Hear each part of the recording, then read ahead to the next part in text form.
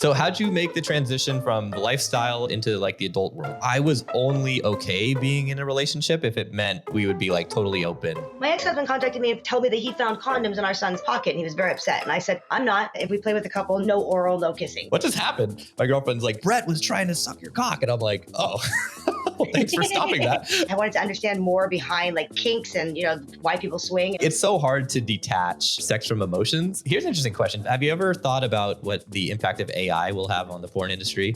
Welcome to the Inner Confidence Podcast, where we bring you men's dating and lifestyle advice that doesn't suck. I'm your host, Robbie Kramer, a former collegiate golfer turned poker pro turned finance guy who became obsessed with learning about male-female attraction and dynamics and passionate about teaching men how to improve and optimize their love life. Tune in each week and we'll bring you the latest and greatest strategies on how to get more dates, how to build a thriving social circle that brings the best men and women into your life, how to become a better networker, and how to design a lifestyle that makes all your buddies jealous. If you're new to the show, I recommend you download my first date protocol. It's the best piece of content I have. It'll help you optimize your first date and subsequent dates. And I like to connect with my listeners personally. So if you want to grab a copy of that, please send me a direct message on Instagram. I'm at Robbie_Kramer. Now let's dive into this week's content.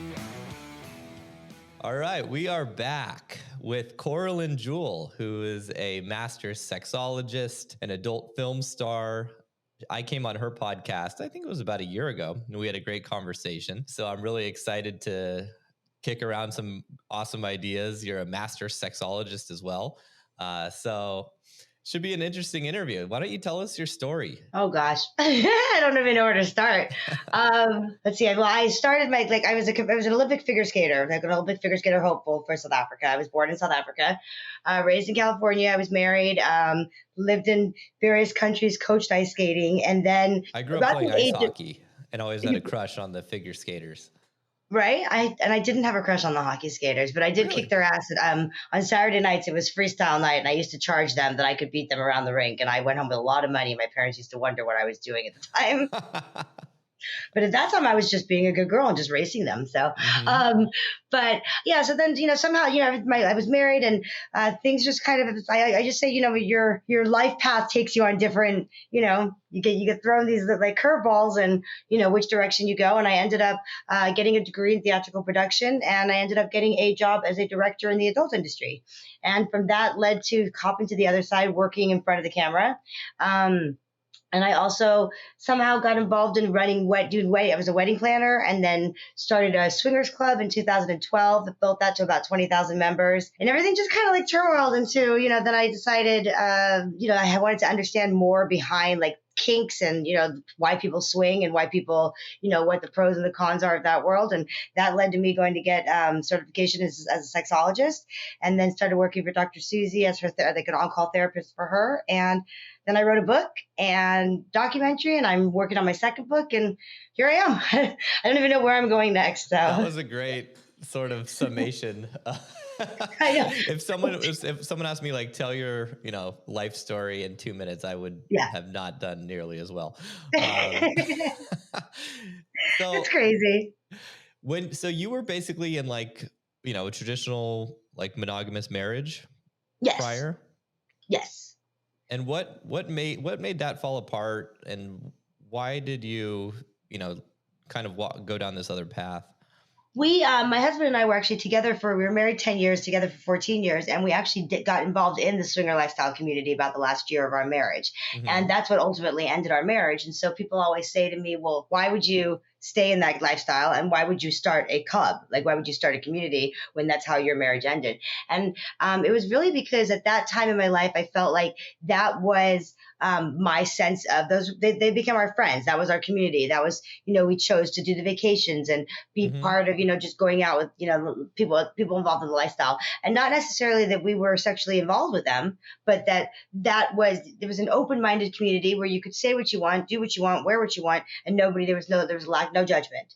But we didn't have the guidance. So we didn't know some of the rules and the etiquettes, and we communicated with each other, but some of our communication was, we didn't know. Like, for example, we said, okay, if we play with a couple, no oral, no kissing.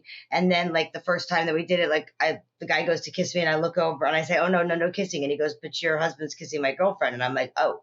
okay. And then Kissing's like he back on goes the table. to do oral, and I was like, no, no, no, no, that's another one of our rules. And he's like, but there, and I'm like, oh, okay. So, so then it was like, okay, saying to my husband, well, what just happened there? And he says, well, that's doesn't really work to like be intimate with somebody without those things. And I'm like, all right, well, and then, things like Term World where we would meet a couple and we ended up being like exclusive with that couple. Mhm. And for me, it was just sex. And it was like, all right, get out of my bed. Great, wonderful. Get my husband back. And then with them, it was like giggling and laughing. And I was like, do you have like a connection with her? Like, is there something I'm missing? And he's like, you've lost your mind. And I'm like, I don't think I have. Like, it's a woman's intuition. And this is your chance to say to me, you know what? I do have an emotional connection with her. And he didn't admit that. And so I found out 6 months later that they'd been having like an affair on the side. And I say affair because people say, well, but you guys were already having sex with them. Well, there's sex and then there's emotions. And Right. so that was the emotions. But that's why I stayed in it. And that's why I started doing like the counseling and stuff like that, because there's people that turn to the lifestyle community just to save their marriage. And I tell them it's not going to save your marriage, and then there's people. Oh, sorry. Go on. No, I was just gonna say that there's people that come to it for the right reasons. They've been married 30 years and they're just looking to spice up and something exciting. And if you do it right, I call it, I say if you're playing with fire. And if you don't know how to play with fire and you're not learned the lessons, and the rules and the etiquette about it, you're going to get burned. But if you have the background and the knowledge of how to do this right, then you can spice up your marriage or spice up your relationship with your partner. Yeah, I had quite a bit of experience in the lifestyle. I started dating a girl. This was, I think, in 2013, about 10 years ago. And we were very open. We were kind of like threesome hunting all the time.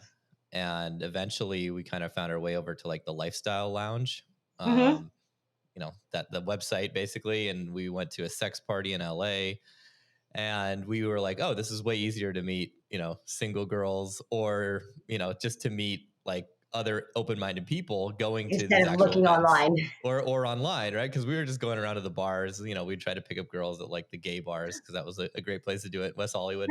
We got pretty good at it. But then she kept complaining during sex. She's like, oh, you're giving all the attention to the other girl. I'm like, well, she's new, of course.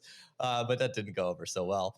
Yep. And then eventually when she was like, I need more dick. I'm like, okay, great. Well, let's swap. So we encountered a lot of the same obstacles you guys did, but our rules were just kind of like, oh, we'll just kind of make them up in the moment. And we were obviously like, green to the whole thing. And we did a pretty good job of like finding the right couples. Then we kind of got involved with like a core group of, people, and they would throw you find your group. They're not your clique, but you kind of find your clique is what it is, Totally. And it was a really good like crew of fun people in LA. Probably like 10 to 12 couples. Mm-hmm. And, we'd go to like the Vegas takeover, events, but a lot of the time it was just like, I'm surprised we never crossed paths up until we interviewed you. Yeah. I mean, this was, so you were involved in the same time, like 2013? Yeah. So 2012 was when I started my club. Okay. So what's the name of the club? Well, that's the whole attorney thing I was just telling you about before we took our interview. It was Hanky Panky.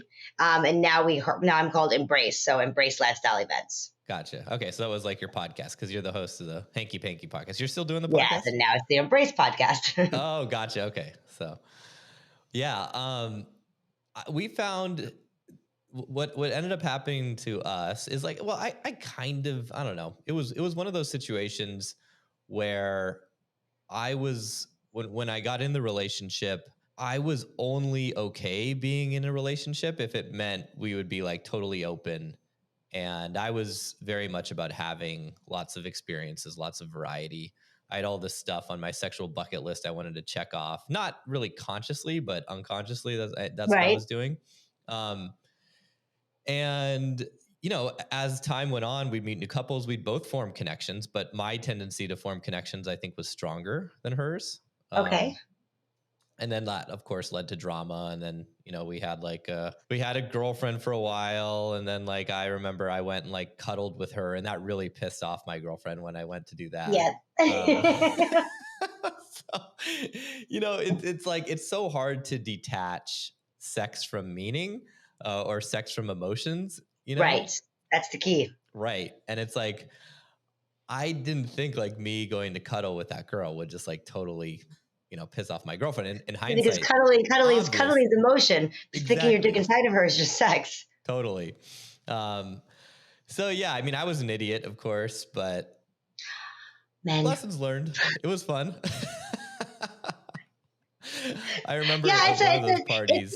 it's a difficult, it's definitely a different world of navigation, Yeah. and it definitely takes a couple that's involved in a strong relationship with strong communication. You can't not for a second say, okay, did not like you cuddling, not okay with that. If you don't say it and then you keep it inside, it just builds up, and then all of a sudden it just comes out as, I let you do this and this and this and this and this and this and that, and and a lot of Totally. he said, she said, and they talk about hall passes, like Right. giving, I disagree with hall passes. I disagree with, this is me. I disagree with separate room sex because I feel like you're in this together as a couple and you're in this together as a partnership to experience this together. What's the point of him going off to another room and you going off to another room and coming back and being like, yeah, that guy's, he fucked me better than you did. Great.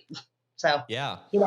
Well, what I found interesting was out of all those couples, this is 10 years later, I think there's only 2 that are still together. And we probably met 30 to 40 couples that we were like, these people are awesome. We love both of them. The guy, girl, they were both awesome, really cool people.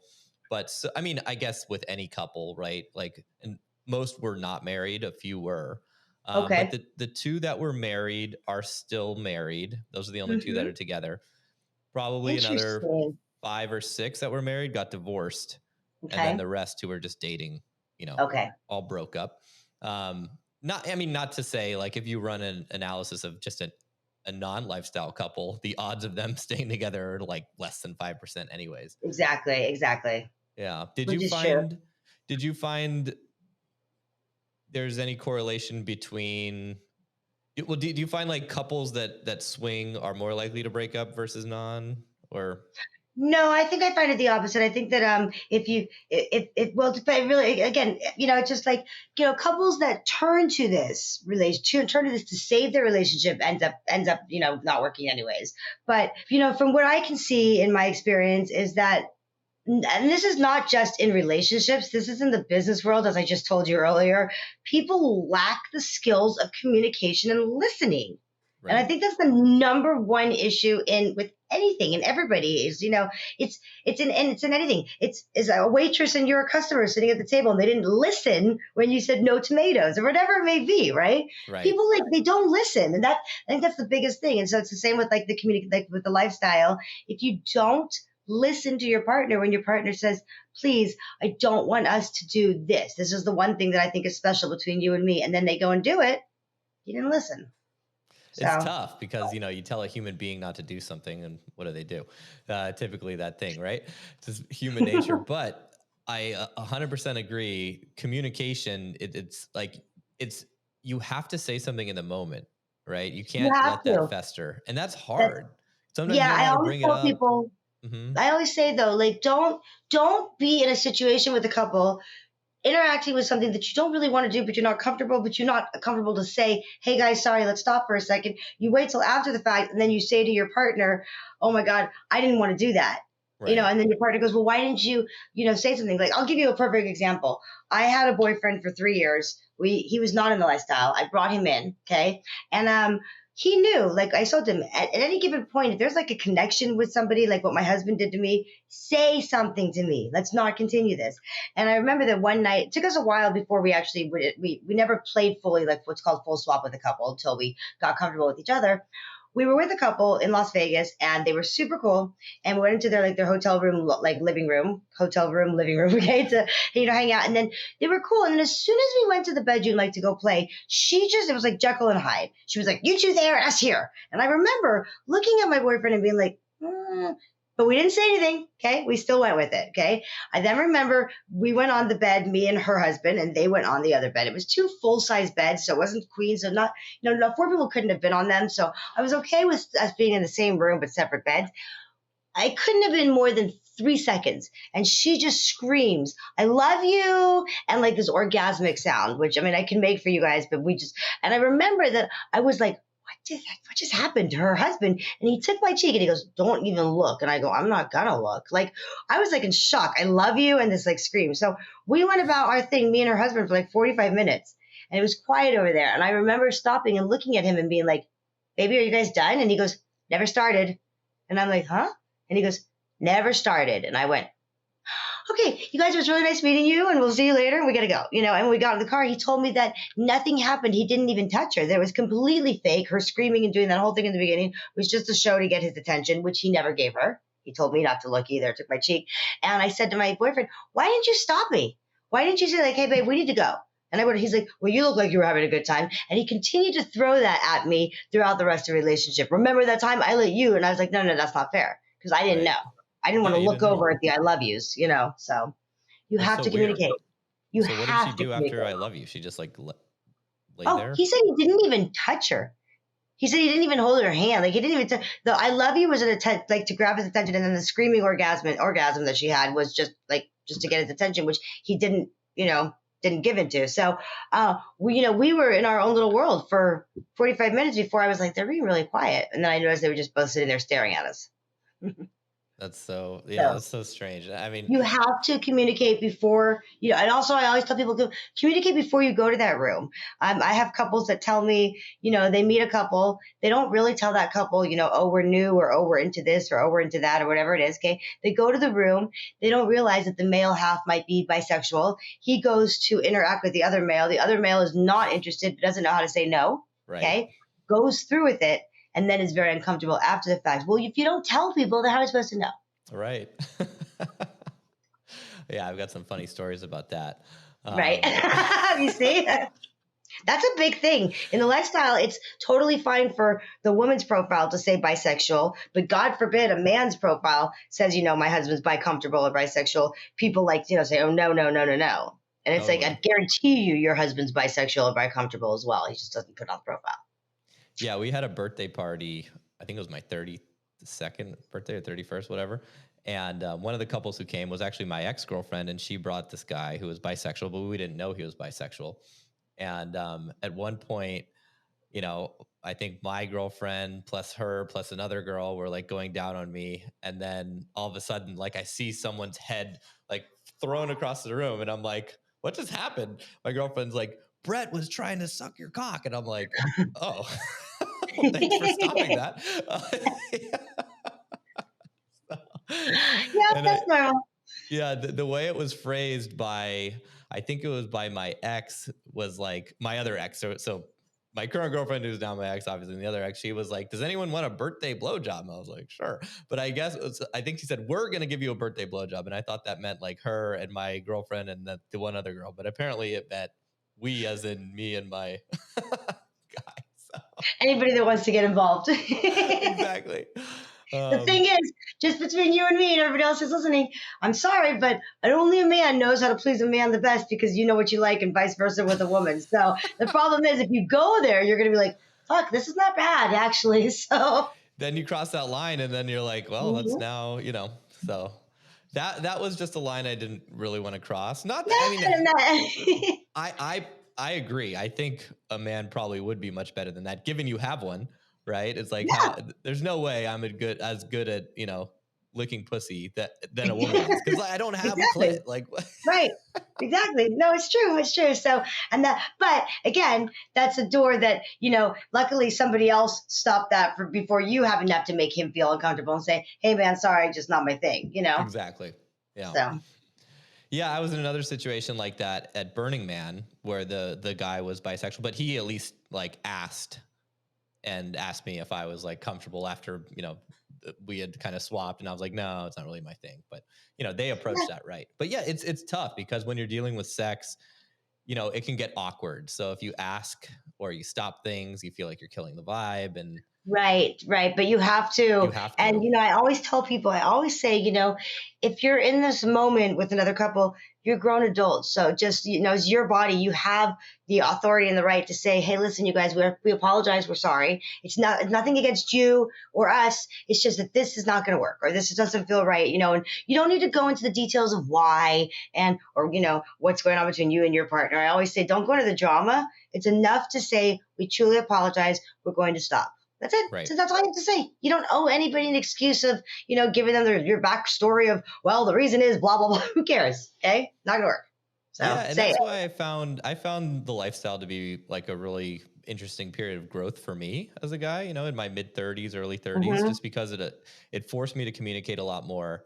It forced me to like have boundaries and stick to boundaries. And yeah, it was a great period of growth. And yeah, I was very thankful for all those. Now I feel like, if my partner was interested in it, I'd dabble, but I'm not. I kind of felt like I got those things out of my system, I guess you could say. Yeah, it's kind of like, when they say you get your partying out in your like we were just Mhm. in Vegas last week and me and a bunch of girlfriends and my one girlfriend was like, we're going clubbing. And I'm like, the rest of us really aren't feeling this. And she's like, come on. And so we went and like, two of them are up there, having a great time. And the other four of us are outside going like, how do we get out of here? How do we nicely say we want to go? Just, you've Right. done it. You've done it. You're over it. So, Totally.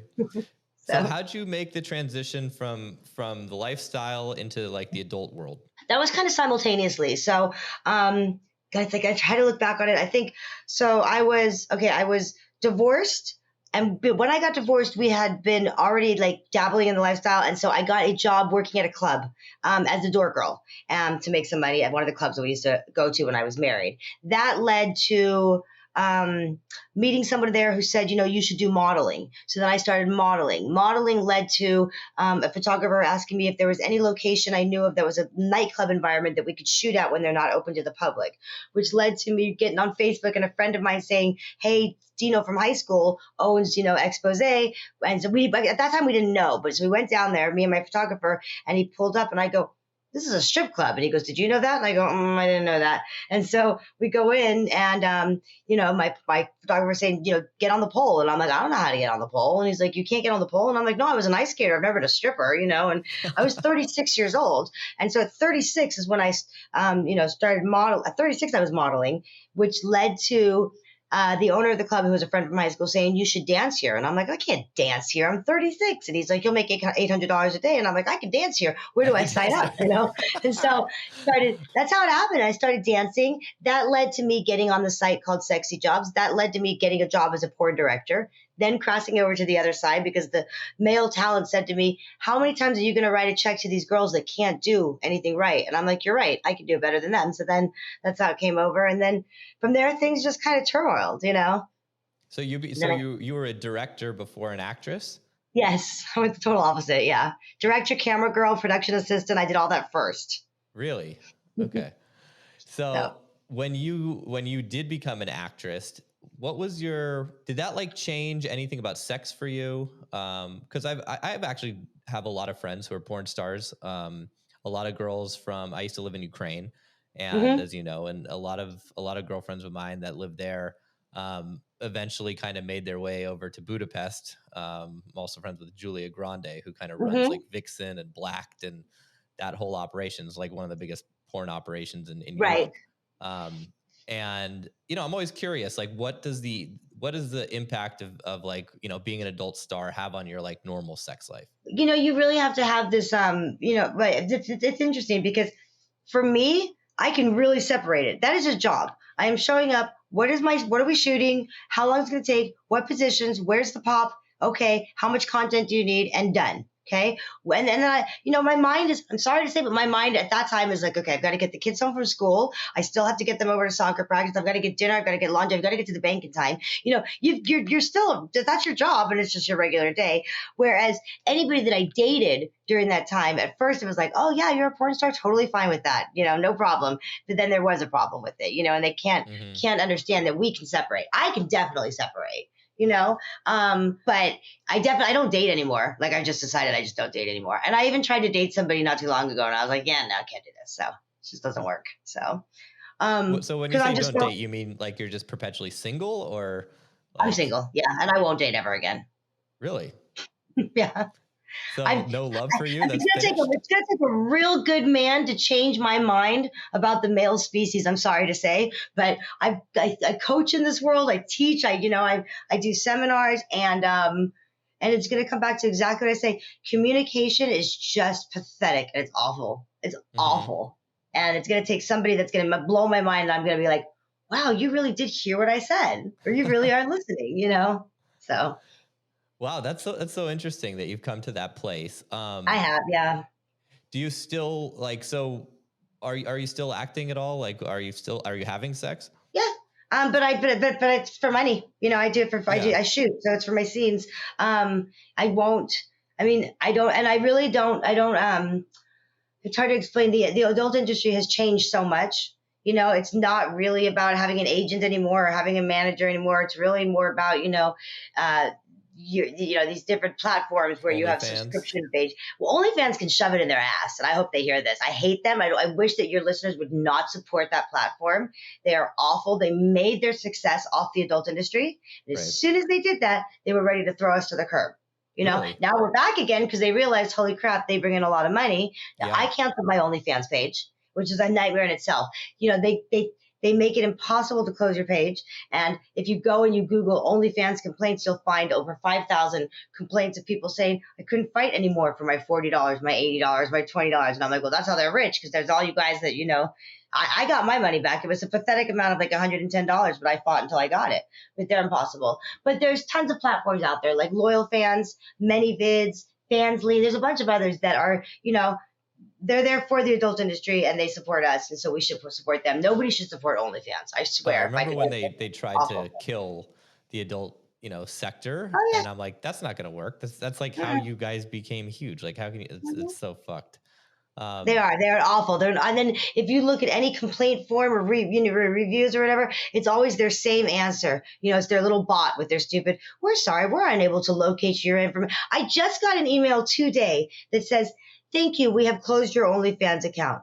Really? Because I asked you guys to do that 6 months ago. Like, it just did it? They're awful. They're awful. I'm sure they've got almost no support. That's what I hate about all these big Terrible tech companies. company. So I had a couple more questions before we dive in more into the OnlyFans, all the adult like online content. So when it comes to like now, did you notice like any sort of I guess like transition with your relationship with sex? Like, did you feel like getting into adult entertainment like made sex better for you, made it worse? Like, you're able to like, do you enjoy having sex on camera versus like with a partner? Yeah, no, I can definitely differentiate. I think that being in the adult industry, it gives you, at the time it was like, going home and trying things with my boyfriend or my partner and being like, hey, look, we tried this today. Let's see if we can do it, Mm-hmm. But you really have to be able to separate, that's your job. Okay. Right. People don't understand, like, I mean, it's even today when people like, talk to me, they're like, well, I don't know if I'm going to be able to, perform like, like what your porn scene that you did with it. I'm like, listen, that's all edited. Do you think that we really go exactly like you're watching? No. Usually sometimes we have the pop shot right away. Then we go and do the scenes and then we're done. Sometimes you guys think that the pop is right away. No. The director's eating pizza. I'm playing on my cell phone. He's jacking off in the corner until he's ready to pop. And then he comes and we go rolling. Okay. It's like, right. It's not what you guys see. Oh, I think that's it why really amateur fucks up sex for guys. Exactly. That's what I try to explain to people is that, especially like people that are young, like 21, 22, don't think that what you're seeing in porn is actually sex. It's not. It's not. It's all, unless you're watching like a scene where somebody, I can say that most of my scenes, they are stop and go and take breaks and do this. Unless it's somebody that I've shot with like J. Crew and we have such a connection together as friends, and he's got his wife and his family and we show up, we do our scene and, the director won't stop us unless he says, I'm going to stop you only if I need to. Otherwise, just do your thing. Mm-hmm. You have to be able to have that connection and be able to work with that, your talent. But so you prefer to work with the same guys that you're obviously. I prefer to work. Mm-hmm. I do. I prefer to work because I feel like we can establish. It's very believable. My scene. If somebody goes and watches my scenes with Jay, those are believable scenes. If you go and watch my scenes with some of the younger guys, although those are some of my more popular scenes, like with Juan Cabero, those are my popular scenes but people like that whole MILF dynamic, that mm-hmm. MILF and young talent, I will say, dynamic. So I Sure. almost said little boys, but it's not they're our age, so it's crazy. So when they're casting, you obviously get to choose beforehand. Mm-mm. Like, really? So sometimes you'll show up and there'll be some Oh guy and you're yeah. like, I mean, yeah, no, I mean, I don't think I've never gotten to choose ever. okay. No, it's Has there ever been a situation where you're like, I'm really not attracted to him, but I have to shoot with him, so I'm just going to suck it up and do it? no, not really. Because I'm very much not about your looks. You can be the most gorgeous man in the world, and if you have an attitude, within like 3 minutes, I'm out. Like I really I am a huge personality thing. Like I've had people at my swingers events. I'll never forget this. A couple shows up at my party. They say to me, "You run you run such good parties. The energy's good. You're a great hostess. You're gonna do so good if you make sure that couple like that, those kind of people don't come to your events anymore." And I went, "I'm sorry, what?" And they go, "Them right there." And I go, "No, I see who you're pointing at. I just want to make sure you're saying that gentleman right there and that lady right there." And I'm not going to describe them here because that's how well known they are. Okay. And they said, yeah, you can't have it. I go, "Oh, okay. Well, you see, he's a surgeon and she's a respiratory nurse. And I'm going to show you the door because those are two of the nicest people I've ever met in my entire life, And to me, it's like the looks will take you this far. And then from there, you better have a personality. And so the only thing with showing up on set is like they'll tell you before, okay, you are scheduled to shoot with so-and-so. Okay. So I'll Google so-and-so and see, okay, who have they shot with, get a little bit to know like who they are or about them so that I can connect with them when I get there. But I don't think I ever get to choose. I've never gotten to choose. I don't think. Yeah, I mean, I've really seen that in my own experience and the experience of all my clients. It's like the only women who really care about looks are just incredibly inexperienced or really young or really green. Once you've had some sort of life experience, it's personality all the way. Which is totally great for guys who come to me and they're like, "Oh, I'm too short or I'm too bald or I'm too fat." And I'm like, "Well, let's fix the things you can fix, right? Like you can't, you can fix the bald, you can fix the fat, you can't fix the short, but that's the thing is that like guys need to know that there's, you've got to bring something else to the table. And I think the number one thing that you can bring, honestly, communication. Listen. Somebody yesterday, a guy brought me, as a gift, he brought me chocolates. And I was like, "How did you know I like chocolates?" And he goes, "I read your profile. You said the 3 ways to your heart: chocolates, coffee, and massage." And I was like, You're listening. You read. He said, "I didn't know what kind of chocolates." You didn't specify, so I brought a whole board. There's strawberry. Oh, I have so much chocolate in my refrigerator now. Yeah. So he was listening. He listened. If he keeps listening, then hey, maybe and read. Again. Like if you guys are meeting somebody on a dating profile, read their profile, and write on your profiles. And don't write about your kids, please. That drives me crazy too. Well, I was watching a study the other day that said that men who, if you talk less than 80% on the first date, if you let the woman talk 80%, at least 80% on the first date, you're going to have a way better chance of having a great first date. And because that way you remain mysterious, she gets to fill in the blanks about you. The guys I always see struggling with dates are the ones who like show up and they're just talking about their job all the time, or they're talking about them. It's like, shut up, dude. Just let her talk. You listen. Yeah. And talk about not even so much personable stuff, but more like what's on your bucket list? What do you like to do for fun? What's that's the craziest thing you've ever done? Stuff like that. I can't stand. Like I think I told you, I tried to date somebody. I mean, I don't think he listens to anything because I don't think he knows anything about me because he never listens. But I tried to date him, like regular dating, and all I hear about the entire time, whenever I'm saying, is his son and the son's sports activities and this game and that game and this baseball and that, and it's like, bro. I have 2 kids too. My kids are my fucking world. You mess with my kids, I'm going to freaking beat your ass. Okay. But I don't talk about them all the time. I love them. They're my kids, but nobody else cares, all the details. You know what I mean?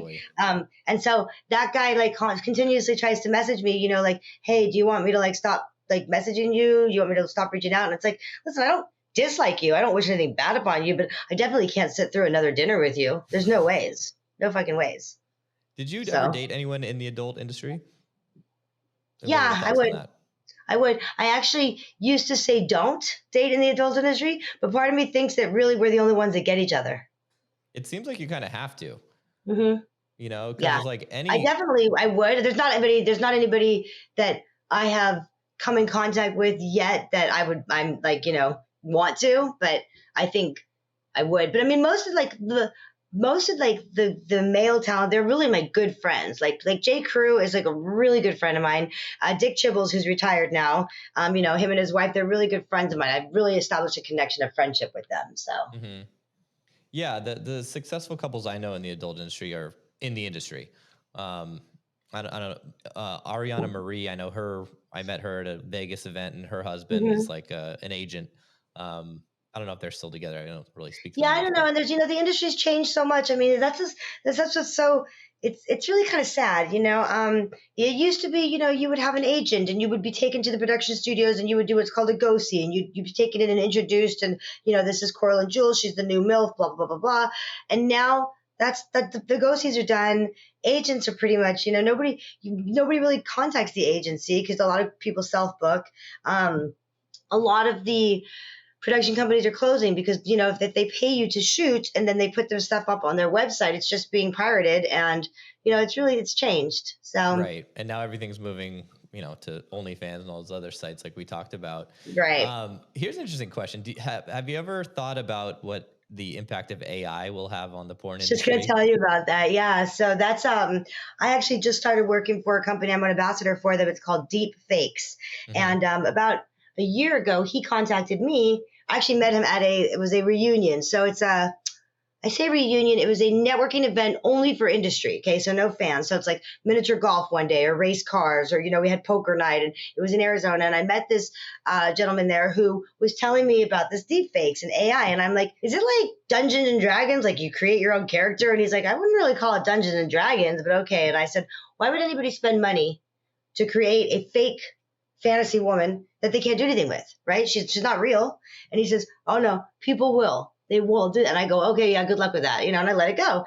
Well, sure enough, that's what he's doing now. And he's contacted me and said, you can join the site and people can take Coralyn Jewel's image and then they can enhance it or whatever, how they want you to be. So I joined it and I'm on it, and it's very interesting because, from what I understand is like now you don't need to hire a model for a billboard. You just create your AI model of exactly what you want, and there's your perfect model on the billboard. Or, it's going to come to where we've been talking about it like with porn, like they'll be able to do, pornography scenes with two fake eye characters or whatever it may be that aren't even real. But a lot of fans have told me that they don't want to see. That's just like how amateur porn has become more popular than, regular porn, because people want to see what they can relate to, and they're not going to relate to perfect humans or perfect fake.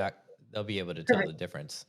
Yeah, it's really crazy. I don't know if I'll try to pull up one picture while I'm showing my kids yesterday, the AI characters, and they are like, I have no legs and my arms are in my shoes.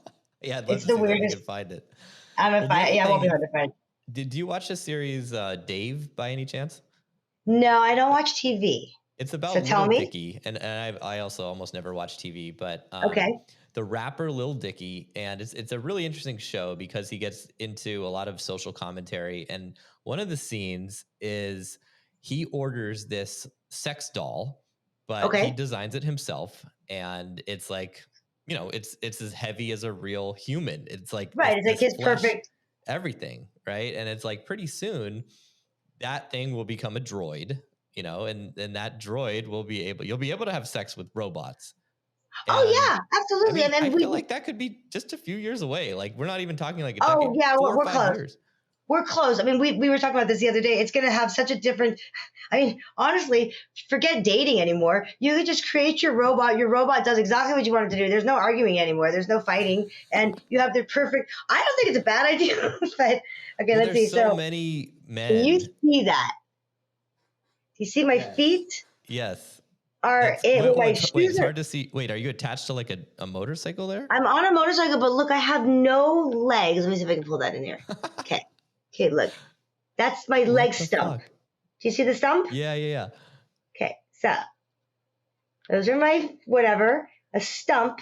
It's the weirdest thing. And so that's my face. In the boots. Yes. So that's like one of the characters they made. You see them? Is that crazy? I don't know what's going on in that one. Well, what happened to my nipple? And can you show nudity? Yeah. It's not really nudity because I don't really have a nipple, but what happened there? So So this is, now I like showed these, not that one to my kid, but like I showed this one to my kids, and my kids like, they thought that was really me. It's not me. I mean, it is me, but it's not me. So this is what it's coming to. But yeah, I mean, these blow up dolls or whatever you call them, there's these ones, they're called Only Dolls, I think they're, and the like they were gonna make a Coralyn Jewel doll, and it's like it talks, it does everything, but it does exactly what you program it to do. yeah. Well, I think it's perfect. I could have a man that'll listen. Yeah, there you go. There's so many guys that are like I think it's now that like 30% of men like 30 and under like aren't having sex at all. And Oh, really? it's, I mean, don't quote me on those numbers, but it's a huge percentage, you know, and the percentage of men having a lot of sex is like the guys at the top are having way more sex and the guys at the bottom are having way less. And those are the guys that are spending money on OnlyFans, and they're essentially paying for, you know, a connection that they think is real, but is obviously fake, right? That's the reason why OnlyFans is, I think, so popular and all these other sites, is because it's like you have these lonely guys that are behind their computer, and That's the thing. People are so there's no more human interaction. It's all behind your computer. It's like all this webcamming. I mean, I personally think that the OnlyFans and all these like platforms, they're gonna go. They're going to be gone soon, okay? But the porn industry is also going to be gone soon. What's going to stay? Webcamming. I think webcamming will stay for a long time because that's your only real interaction. So I'm sure you're familiar with Andrew Tate. Like, he made his money by having all of his webcam models, and he would chat with the guys. So that, and obviously he was versed in psychology and how to maximize them sending gifts and cash. Exactly. And yeah. So it's like these guys are thinking they're chatting with the webcam girl, but yeah. no, they're By the way, chatting you're not. with another dude. You're not. Yeah. Even when, I mean, I'll be honest with you. I had a manager. He was handling my OnlyFans. By the way, you're chatting with him. You're not chatting with me. Okay. And I hated it. And I fired him. I got rid of him because he would write things to these guys that is not something I would say. So on my FetLife account, he was handling that. And he would write, "Oh dear, please follow, I can only chat over on my OnlyFans." And I'm like, I don't talk like that.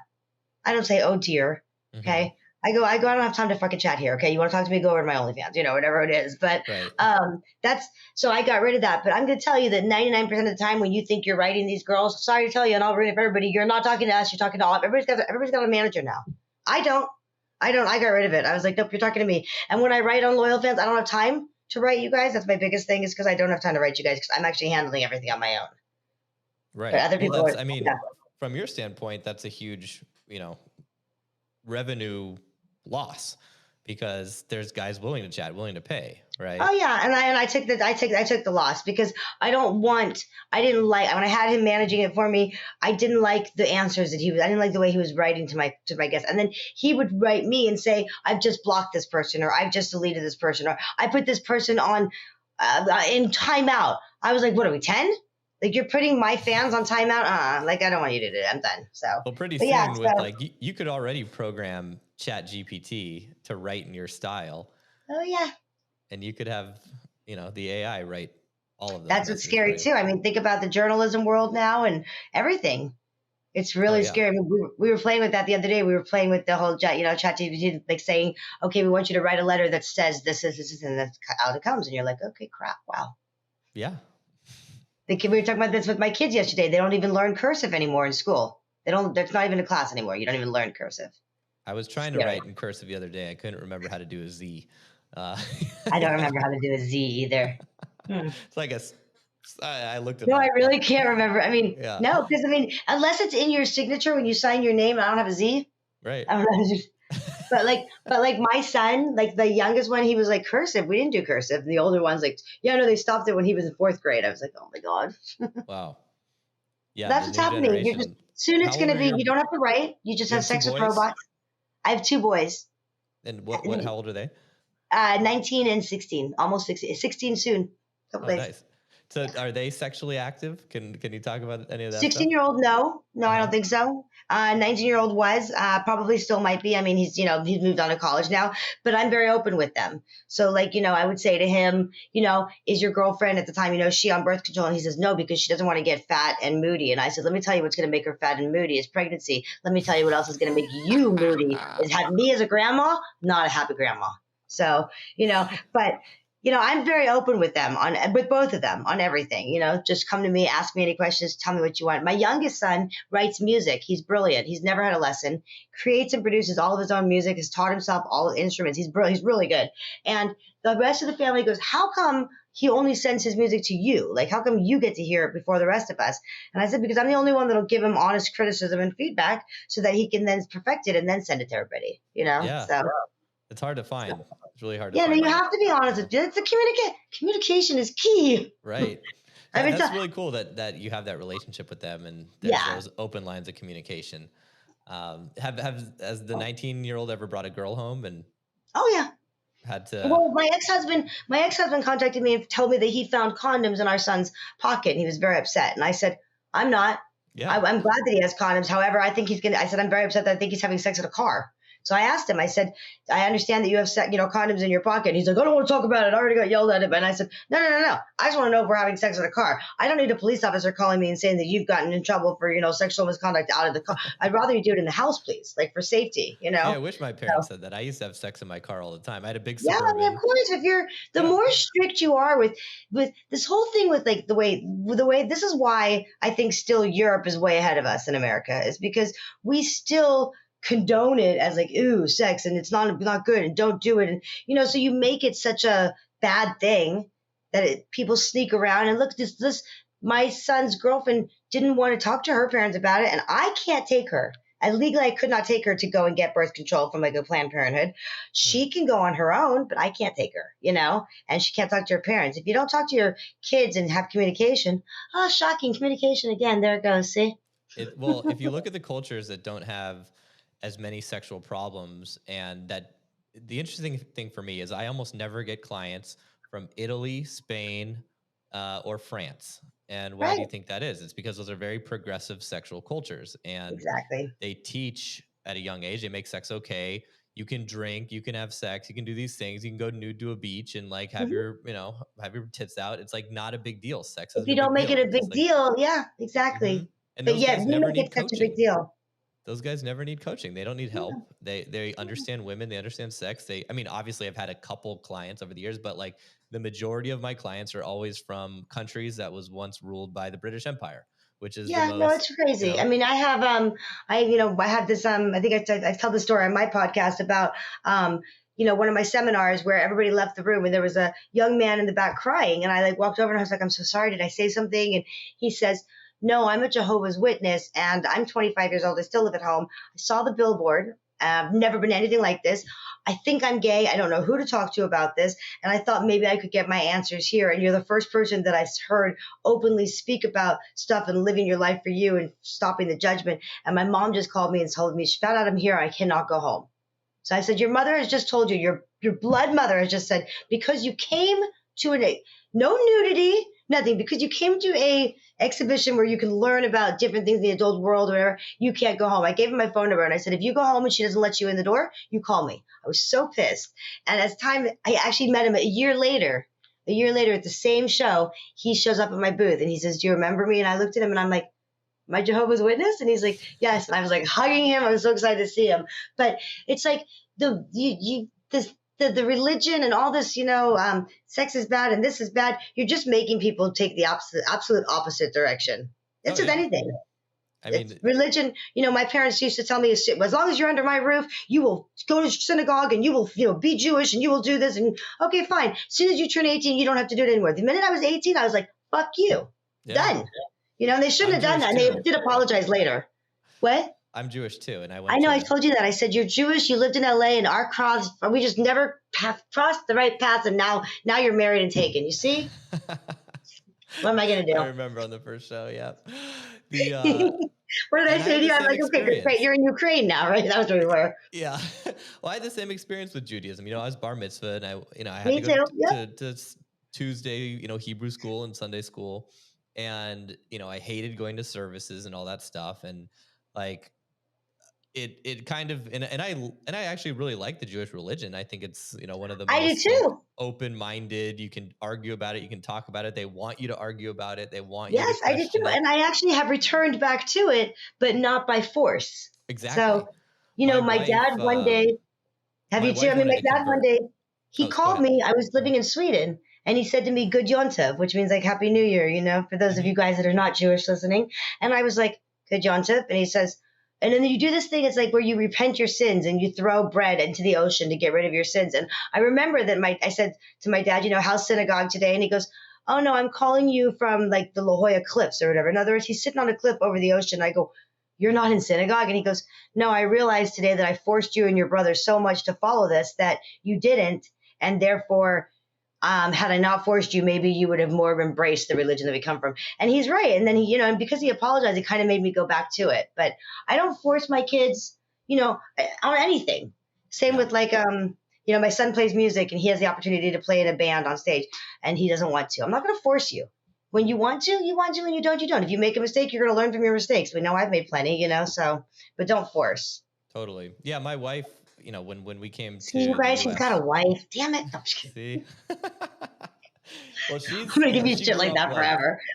What? she grew up like Russian Orthodox. I mean, that's the main religion in Ukraine, or Eastern Orthodox, I guess you say. It's like, Yeah. And she hated, the religion never made sense to her. Like it was just not something that she was, and her family wasn't very religious. But when she started learning about Judaism, like she wanted to convert. So she's been taking classes every Wednesday, and I attend the classes, and it's really interesting. It's given me more of an appreciation of the religion now that it's not forced on me either. So Right. exciting I think that's experience. I think that's in everything. It's like, what's the latest? India has taken away access to porn, right? I think that's like the country that, okay, hi, India's like that's the one thing. They're like born to work on computers and they go incognito and end a discussion. And my number one, like on my social media platforms, my number one following when you break it down is India. Second, Turkey. Mm-hmm. There you go. But they're not allowed to have any access to porn. They just go in on a VPN. It's no problem, right? Of course they do. Yeah. They're like, it's like, sorry, but like, they're not to be like, like, what do you call it when you're like social stereotyping, but they are good at computers and no one can outbeat a black man playing basketball. I'm sorry. It's just the truth, they kick ass. It's like, and they can dance. Almost every black guy knows, and I'm sorry, but they can dance. Yeah. Us white boys and white girls dance. sometimes can't dance, but they can. I'm sorry. That's just what it is. Yeah. Yeah, sexy. There was a man at the bar the other night, and he was so hot dancing. And everybody was like, why is he so good? And I said, because he's gay. Gay men are good looking dancers. It's not fair, and he could dance.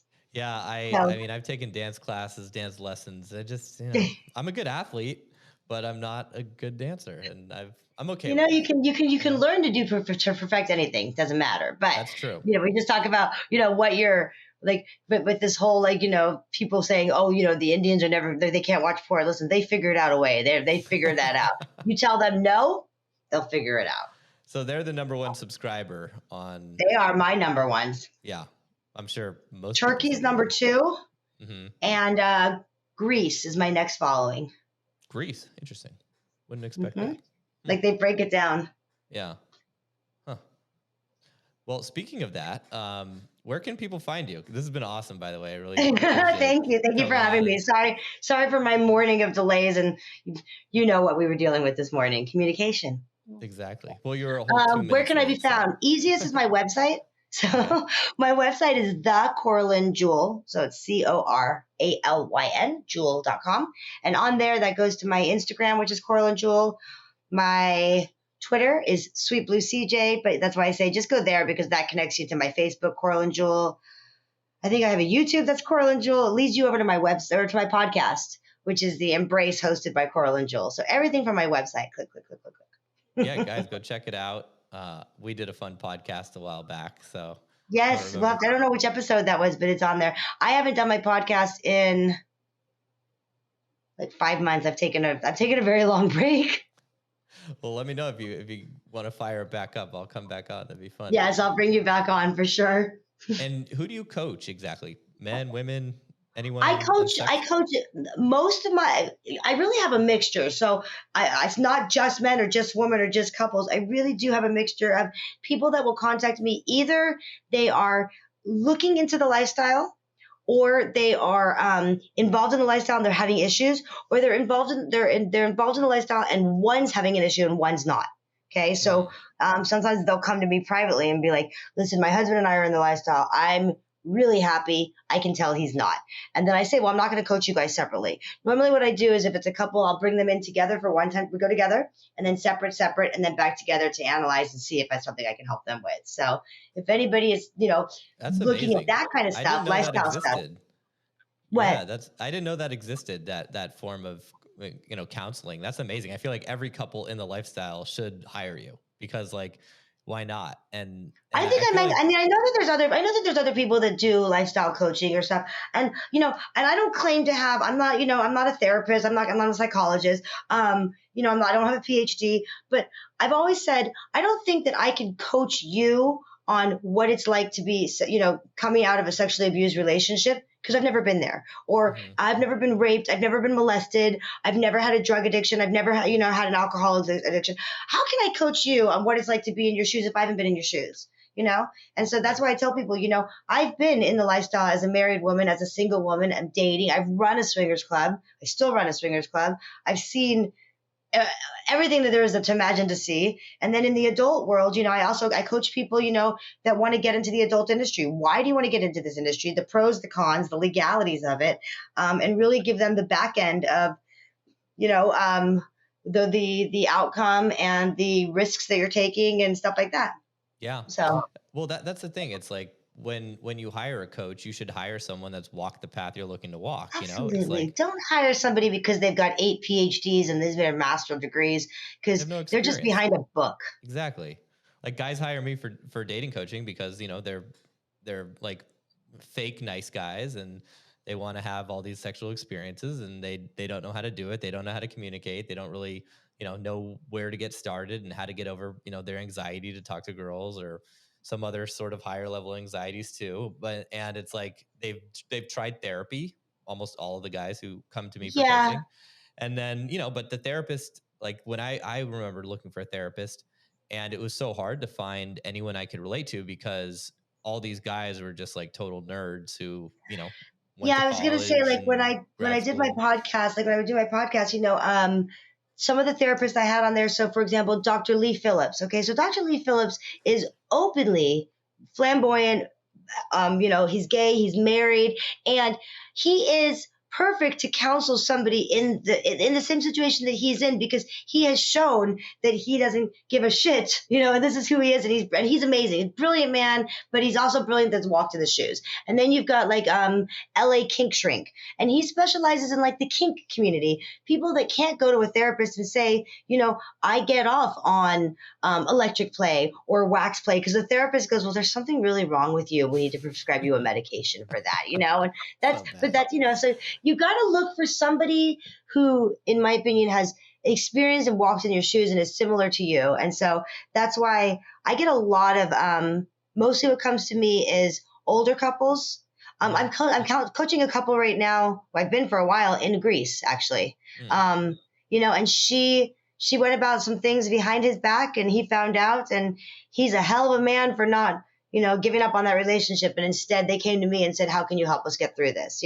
So find somebody that you guys can connect with, whatever it may be, but don't listen to a therapist telling you there's something wrong with you or, whatever, because they don't really know anything. Yeah, you have to find someone relevant, which can be tough when you're dealing with those sort of niche markets. So that's so cool.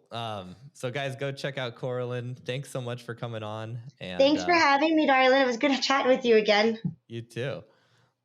All right. Thanks for having me. Now I have to go fight attorneys and everybody else, right?